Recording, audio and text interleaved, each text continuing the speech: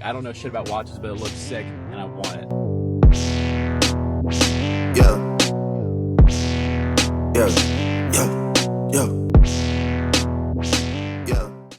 Blocking out the name, but payment successful. Welcome back to another vlog here in Tulum, Mexico. We got Blake Maddox smoking a darty. What do you got to say, Blake? Mr. Scott is on a roll. He's just signing clients. No. Blake is on a roll and also signing clients. Yes. And you got to get out. You know, your what do they say? Your environment is everything. It is. It's kind of crazy. You come out here from Dallas, you come out here from Miami, and it's like you're closing. I got a client yesterday. It's nuts, man. It's nuts. It is. And now it's actually, is it Modelo time yet? Probably not. No, it's not Modelo time. It's like 10:30 in the morning. I'm still feeling Modelo time in my stomach from last night.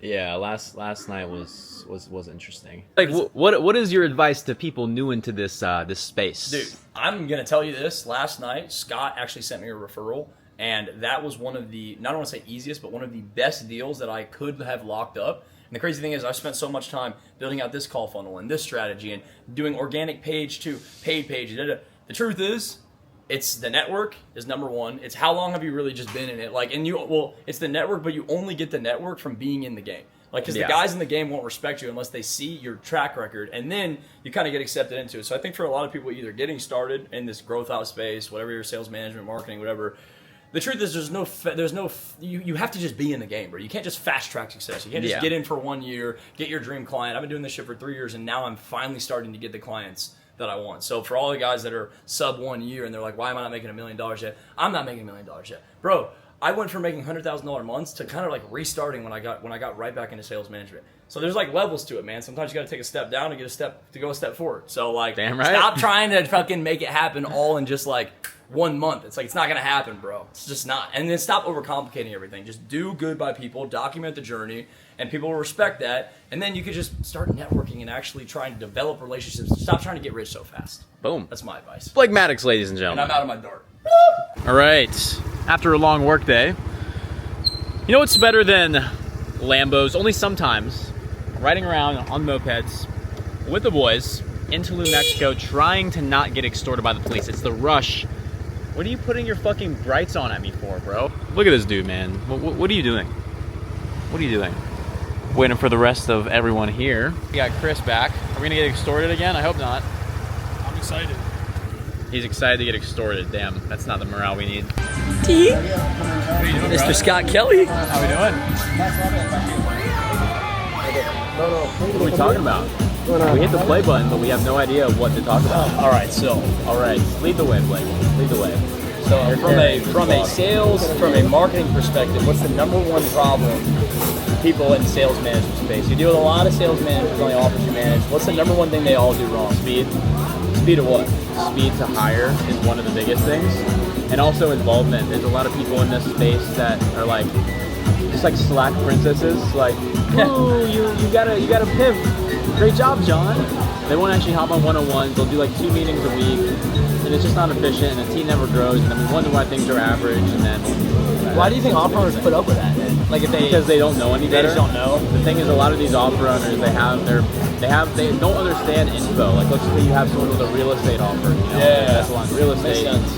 They don't know online money, so they don't know how to manage a sales team. They don't know how to buy houses, right? And they see money coming in.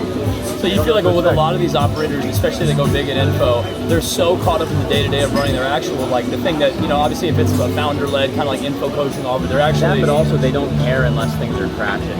Like when you're, as an operator, you are literally, I was told this by one of the first people that helped me get into the space, but you're a chief give a fuck officer. Yep. I made a reel about that yesterday. But like you are literally a chief give a fuck officer. You are the one that gives a fuck because if they're a good offer owner and a good offer, they don't need the offer to make money. So yeah. It's a really good point.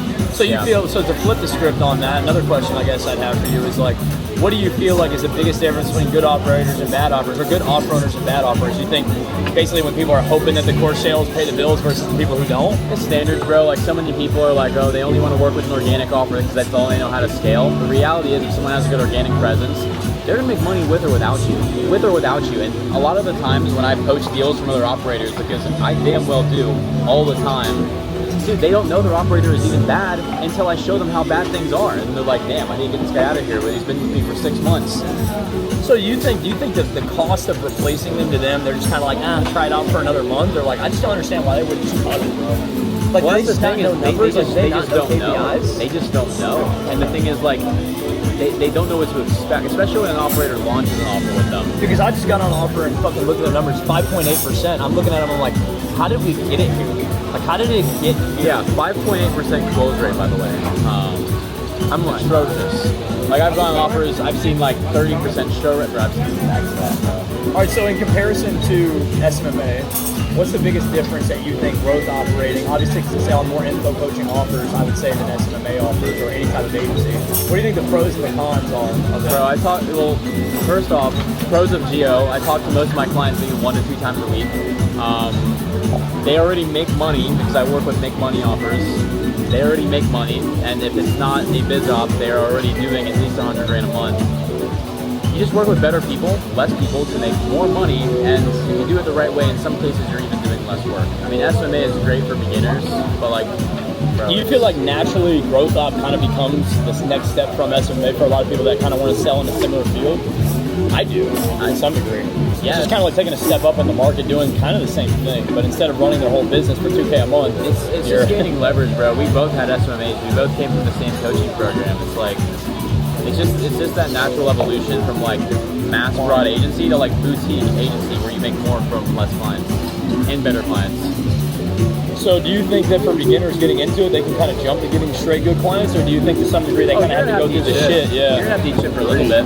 Some of these guys, though, man, I feel like these guys get lucky as fuck. I come in late, I'm like, who are these guys? Perfect example is like, there's this guy Pierre that works on Rez's offer. I think that was one of his first ever offers. That offer does millions a month now. So it's like, obviously Pierre was in the fucking trenches doing that shit from the jump. And that's the shit that maybe he doesn't show too, but it's like, dude, you can land crazy. My first offer owner, luckily, not luckily, but it didn't work out because TikTok Shop ended up getting shut down, but it had hundreds of thousands of followers. And if TikTok Shop didn't get shut down, even though it's only a couple months in the time frame, that would have been another golden goose, right? It's like you can land those. Not a lot of people do, but if you're competent, they'll give you a shot. We got food in here. What do we got? You didn't eat? Okay. No food, bro? No food, man. I was waiting for you, man. I'm about to dig in, baby. I'm about to dig in. Good morning. All right, so in just about 3 minutes here, we're gonna be onboarding with a new client that we signed on yesterday. Not gonna give the overall specifics, but we're already doing 6 figures a month, and we're gonna come in and run about 4 webinars a month for them. It's mid-December, so we're probably only gonna do 1 more this month. That's gonna be on Wednesday, and so whenever I get someone onboarded, it's always speed to implementation. I told these guys that day 1, we're gonna have ads pretty much completely scripted out, which is very, very easy for us to do. And on top of that, we're about to get on a call and basically map out what they've been doing on their existing webinars that hasn't been perfect, right? One of the biggest things that they mentioned to me was creative rotation was an issue, and copy as one of the biggest issues, and now I'm seeing a couple more as well. So we're gonna go ahead and just dive on in to exactly what they're cooking up. All right, so we just got off this onboarding call. We're gonna be running the first webinar for this client in literally 5 days, so we got a lot to prep for. But anyways, Christian, show them this ad that you just edited in 30 seconds with AI, bro. All right, so this. I'm not gonna lie, I was a little hammered when I filmed this. 30 seconds. Roofers, I got music to your ears. My credit card, your Facebook ads, and you only pay for qualified appointment. 100 qualified appointments in the next 30 days. No ad spend, no EBT appointments, no retainers. You only show up to people that are actually looking for and need a roof, and you close deals and make money. That sounds interesting? Click the link below. The best part? Or stay poor. Yes! Christian, what kind of business do you run, Christian? Tell them what you do. Tell them what you do. Pay per appointment. Agency transition to pay per appointment. Agency watching the ads right now. Bleh. Bleh. To the moon. Ugh, not info, bro. Not info. Ew. Not info, bro. Ew. No, some of these agency offers are good, bro. I have did you ever tell you about the funding offer that I'm working on? Yeah, you did. I mean, not in detail, bro. Bro, just no personal brand, nothing, and we just run their ads. We have a fat rev share. They just sell. They literally sell money. Was that an agency or was that an info? It's basically an agency. I mean, it's a done-for-you service. It's a done-for-you service, yeah. Yeah. That right there is what we love to see. I have a couple offers that we need to hire closers for. And so what do we do instead of getting on individual calls with every single closer? We run group interviews, make sure people are competent, and go from there. Blake, what do you got to say about recruiting? Automate as much as you possibly fucking can. Build a big ass team. Take big rev shares. Take big fucking swings. Make a lot of fucking money. Just take 90%, bro. Actually, don't do that. Yo, so I was filming a reel. Look at that. Look at this, bro. Just look at this. Look at reputation in the space, and Boom. our average client makes a little bit. Bro. Blake. Bro. What the fuck? We got a group interview coming up starting in about 3 minutes. We got 9 people in the waiting room so far. If we go on to... Okay, we got 29 people total registered. We got 16 people inside, ready to go. What's going on, everybody? Oh. What's going on? Can everybody hear me okay? Yep. Can hear you. On. Yes, sir. We let a couple more people drop in. Good to see everybody here on a wonderful Saturday. These interviews are pretty simple, guys. Just to give a little bit of context on myself, my name's Scott. I run a company called InfoPros. Work with some of the largest coach consultants, online business people in the space. Some names people might know. A little bit over $700,000 a month. Doing over $1 million a month. Today specifically, we're hiring for, if any of you have been in the space for over 2 years, you're familiar with growthoperator.com. Another Section 8 real estate offer as well that's doing a little bit over $200,000 a month. So specifically for closing positions, before we dive into the specifics on that, I want to get a little bit of context on who's here in front of me today. So whoever would like to start, within around 30 seconds, introduce yourself, where you're from, and what brings you here today. All right, so we had 20 people up in that hoe. Very, very good call. That was probably one of the best interviews I already had. We had a lot of British people. We had a lot of already existing B2B people. You know what's weird is British people sell really, really well to US people. I don't know what it is, but something about it. And I still have yet to crack it because I always used to have this limiting belief of people from certain areas sell better to people from their certain area. And it's not always the case. But yeah, that's probably going to be hiring at least 2 to 3 of those 4 offers that we have and that we're working on right now.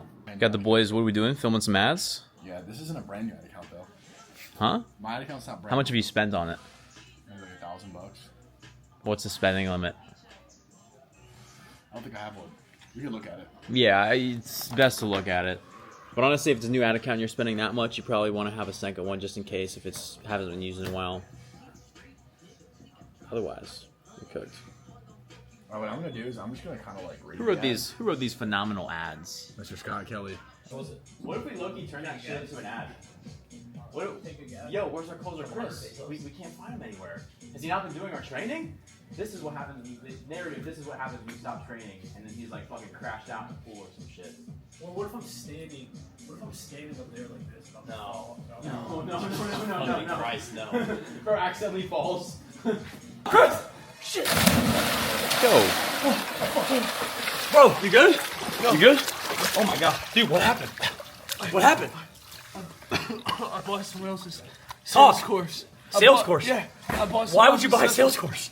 All right, this Wednesday we're going live to actually explore what's going on with high ticket sales page. We're going over how to actually get in the right offers, our setting process, our closing process. Was that a damn good ad idea or what? Oh, great ad idea. That was a great ad idea. Hey, that's more our style.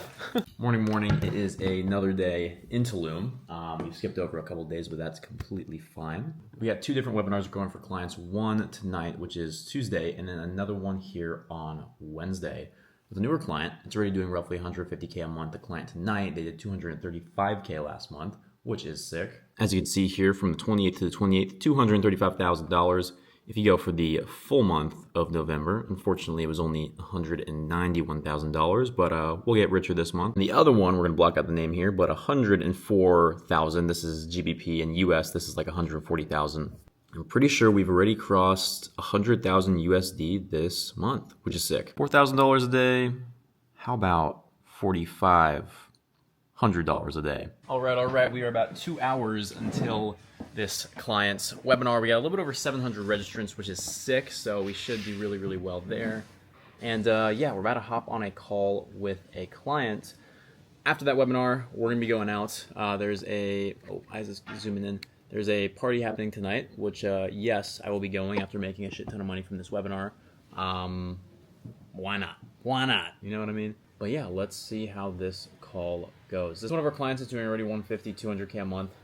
So there's just a couple things that we want to go over in terms of scaling volume and yeah. Eastern Standard Time. It is Tuesday. How's everybody doing? December 690 registrants. We already got 101 people in the first like 60 seconds. We'll probably have close to 200.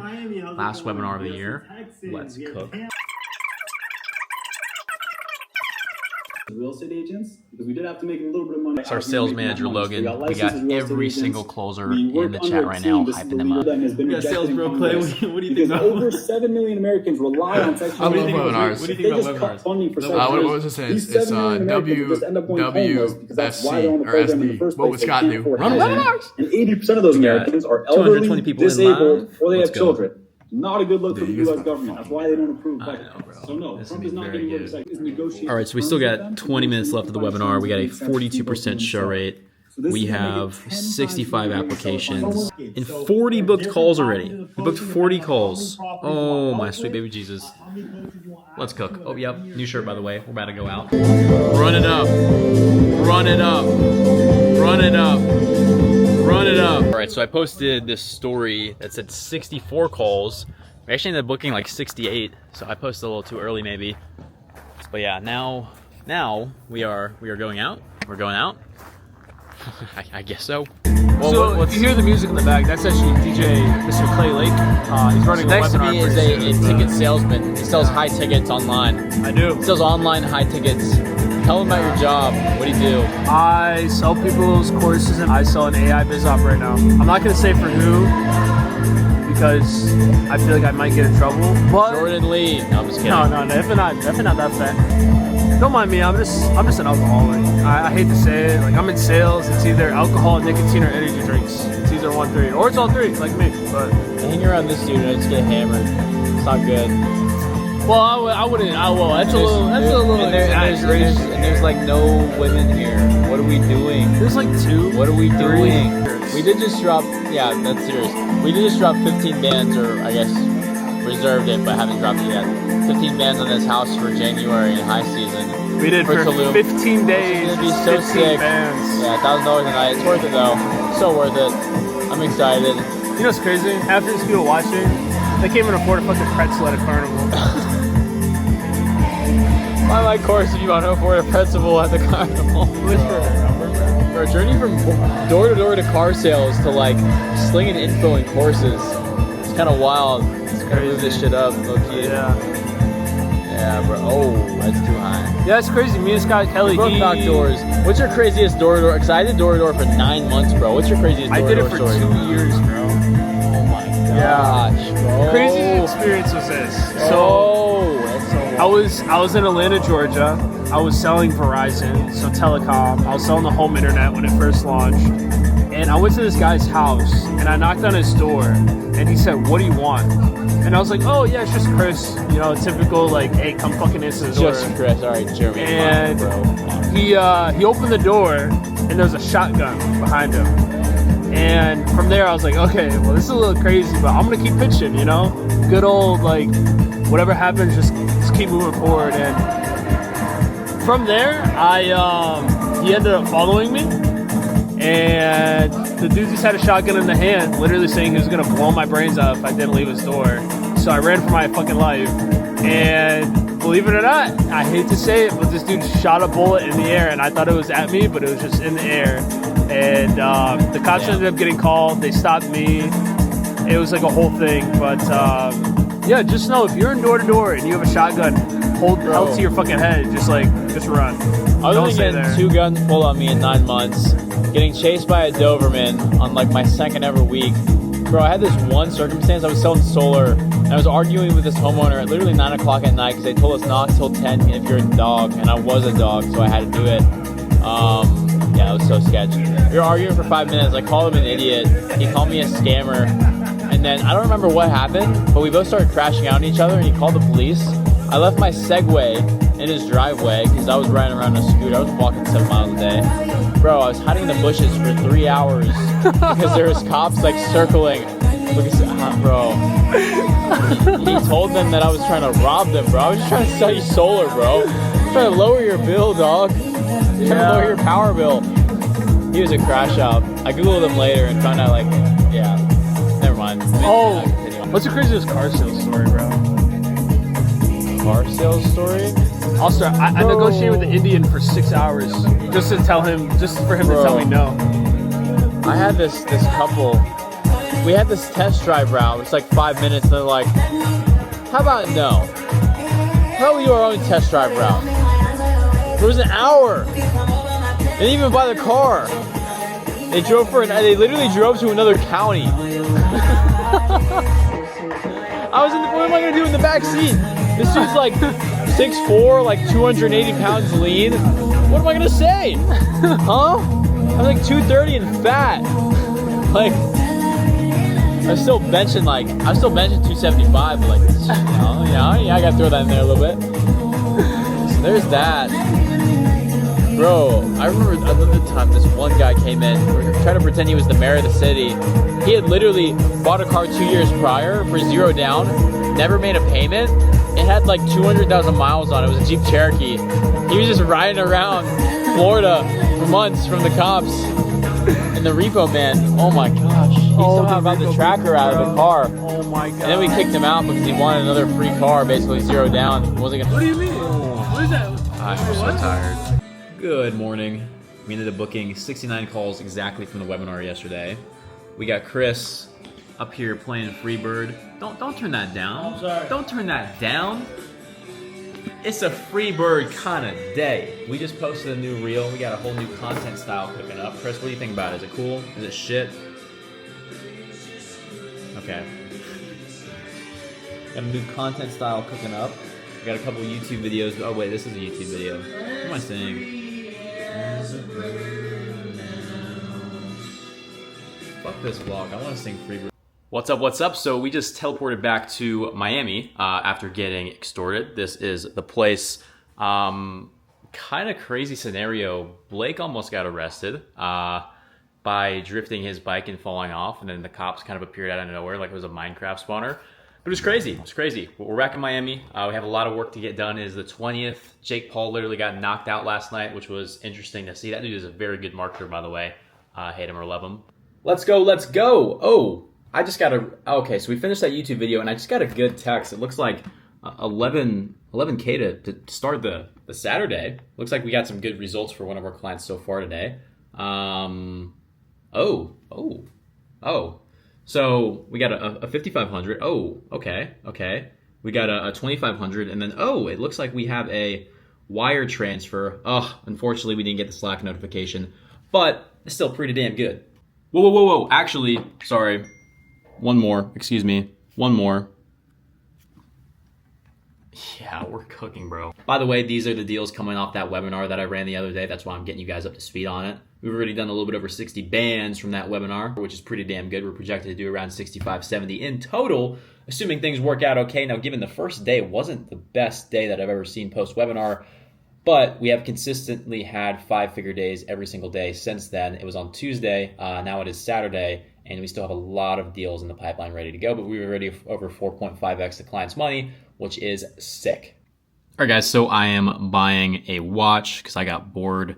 This thing is $18,000 for a chocolate dial, Datejust. Basic, I know, but chocolate dial. Apparently, they're making me wait 24 hours to make sure this seller accepts my approval. Are you kidding me, bro? Like, seriously? Can I not just, send you the money? It says wire once sale is accepted. You have 1 business day to wire. I gave them basically a $500 deposit just now, or what was that? It said it might be accepted within 30 minutes. I hope it's accepted in 30 minutes because I might not be as impulsive an hour from now, which sucks. There it is. There's my shitty deposit. Why don't you just take my 18 bands, bezel? I'm not gonna lie, I'm about to get ripped apart with sales tax. But, fuck it. Good morning. So, last night, we signed on another new client, 4.5K a month base monthly retainer. And on top of that, we're gonna be taking 10% of cash after ad spend. This is someone who's not doing a crazy amount of volume. They're doing like 50, 60K a month. But right now, they're spending $20,000 to $30,000 a month on ads. And it's an older gentleman who has a lot of experience in real estate, doing really, really well. But there's just so many low-hanging fruits in terms of the marketing that I know we come in and easily scale. And I'm lenient with real estate offers. I'm more likely to take a real estate offer doing less, especially when a guy like this is like, sure, yeah, we could easily continue to spend 30 grand a month in ads as long as we make it profitable. And I'm convicted. I could easily turn 30 grand into 100 grand, 120 grand. So, especially when he has almost a $10,000 offer, the economics make a lot of sense. And I think within 60 days, this is going to be a 5-figure a month deal as well. Funny enough, this deal actually got referred to me by a closer that's on another real estate offer that we're doing marketing for. And it's funny, the referrals that you get when you're actually a good marketer and actually good at what you do. Say I probably get thrown in like 3 to 4 random group chats every single month. Most of them don't end up panning out. Sometimes deals like this end up being a 30-minute phone call into, hey, send me everything over and I'll get it completed by tonight. And then boom, I wake up to adding an additional almost $5 grand a month in monthly recurring revenue plus a rev share. Also, for those of you who don't know, we actually acquired growthoperator.com and it is popping. We just relaunched this actually 2 weeks ago. We already got 17 people in here, given we let in about, I think, what was it? 5 or 6 people that were already like working with us one-on-one on a consulting basis, other operators. But the rest of them, we've had a lot of people joining in pretty rapidly. All right, so we are on the way home to family, but what we're gonna do before that is actually stop and buy a watch. You guys saw me try to buy a watch yesterday, but because I tried to do it online, they wanted some weird deposit thing, and I'm probably gonna, and I gave them the deposit, but I'm probably gonna have to wait till Monday, and then I have to send them a wire, and then I have to wait for shipping. That's like 5-6 days, and I want the watch now. So I found a jeweler that has one. It's $20,500 for the Datejust 41mm chocolate dial with the diamonds on there. It looks sick. I don't know shit about watches, but it looks sick, and I want it. So I am gonna go ahead and buy this watch. They haven't responded to me this morning, but yesterday they said they're open. So I'm just gonna show up, and yeah. All right, we're here, and as we wait for Christian to get here, we're sending a new client, actually the one that we signed that I showed you guys, their first batch of ads. Money loves speed. If you're not getting your clients quick turnaround times, I literally wrote his first batch of ads this morning and already imported our snapshot into his high level because, again, we like to move with speed.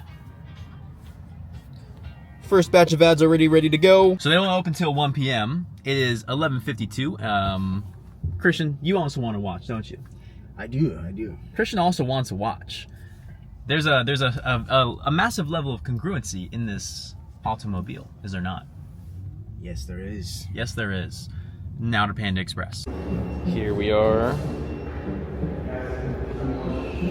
Not too bad. Today we have my brother over here who texted me before we opened up to get the one watch on his bucket list. It's on his wrist. Ronnie, talk about the deal. What do we got over here? Yeah, so he got the #1 Datejust, highest MSRP Datejust around to 41mm. One more time for the camera. Two-tone rose gold fluted Jubilee chocolate diamond dial. Came in, he was waiting outside for it. I mean, when there's deals like that, feels to surreal, it looks amazing, bro. Crazy, bro. Tell the viewers how we did, why this watch, and you know, what motivates you every single day to get a watch like this? So, yeah, I mean, I texted you about what did I text you about? Yachtmaster, and then I was like, wait, do you have this before this one? And I was like, okay. I was like trying to send a wire from Mexico, and they couldn't work in Mexico, so just pull it up. Space Coast, why don't you work in Mexico? We got the watch, we are in, let's fucking go. What's up, guys? So we are back in my hometown, and we're actually walking through the car dealership that I used to sell at 3 years ago before I started online business. See, the lot is still packed as always. My whole entire family pretty much works here. So, yeah, I'm coming to just say hi to everyone for a basically Christmas event for the dealership. Back to the back lot. Gator Chrysler, you know how it goes. Fiat of Melbourne.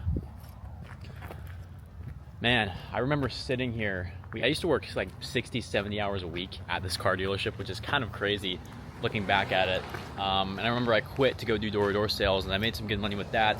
Then I tried to start my first marketing agency. Then I failed miserably, so SMMA, and I ended up going back to have to work here to make money again. So I have a lot of history with this place, and it's cool to be back here and literally sit in the exact seat I used to sit in and wait for the clock to hit 8 p.m. every single day, Sundays on 6 p.m. and just to see how far I've actually come, because it's been a long 3 years, man. It's been a long 3 years, and I wouldn't trade any of it. 2 years of straight off struggling, not fully struggling. Like, I made some good money here and there. 2024, I pulled in 6 figures, but I blew most of it. And then this year, phenomenal. But man, have things changed. And it goes to show, the easiest way to get competent, actually get good at something, and actually build a real business is just to stick to one thing long enough. There's so many people out there that think there's these less smart than them, these less skilled people than them, making more money than them, but it's a reality of you will eventually win no matter who you are if you just double down on one thing for long enough, making it pretty unreasonable you don't succeed. But it's December 21st, it's Christmas time, I'm here with my family. I'm not gonna be working a crazy amount, other than kind of just prepping clients and prepping everything for New Year's, and then ideally a couple more days after Christmas of a decent cash injection, and then Monday and Tuesday as well. But yeah, I'm gonna go ahead and leave the vlog here. It's been a good one. You saw me in Tulum, you saw me in Miami. Now you see me here where I once was and where pretty much all this stuff started. So yeah, I will see you guys in the next video.